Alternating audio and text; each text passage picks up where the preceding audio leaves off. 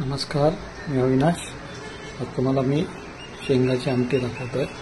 आमच्या गावी शेंगाची आमटी करतात, ती फार छान लागते आणि आजकाल लोक हेल्थ कॉन्शियस आहेत, त्यामुळे ती शेंगाची आमटी मी तुम्हाला आज रेसिपीमध्ये दाखवत आहे. आणि या शेंगाच्या आमटीला लागणारं साहित्य, त्या शेंगा आहेत आणि त्या सोलून घेतलेल्या आहेत, त्या उकडून घ्यायच्या बॉईल करून.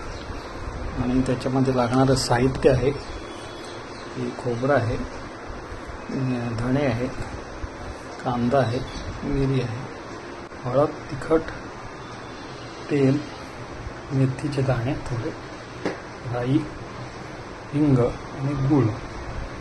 आणि हे काय करायचं, ते बॉईल करून घ्यायचे पहिला शेंगा आणि त्याच्यात थोडं मीठ घालायचं, म्हणजे लगेच शिजतात. त्यानंतर हे जे वाटण आहे ते वाटण करून घ्यायचं. खोबरं, धणे, कांदा आणि मिरी हे वाटण करून घ्यायचं. ते आता आपण वाटण करून घेतलं, ते आपण गॅस ऑन केला आहे. तेल गरम झालं तर त्याच्यामध्ये आपण राई घालू.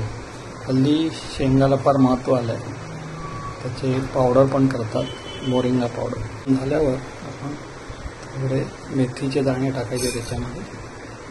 मेथीचे दाणे टाकल्यावर थोडी राई टाकायची आणि थोडं हिंग. तडतडलं तर मग त्याच्यामध्ये आपण वाटण टाकायचं आणि त्यानंतर हे शेंगा शिजवत ठेवल्या, त्या शिजवल्यानंतर त्या शेंगा घालायच्या आणि हे हळद, तिखट आणि गूळ हे टाकायचं आणि चवीप्रमाणे मीठ टाकून हे आपले शेंगाची आमटी तयार. अशा तऱ्हेने आपली ही शेंगाची आमटी तयार झालेली आहे. ही फार चपातीबरोबर किंवा भाताबरोबर छान लागते.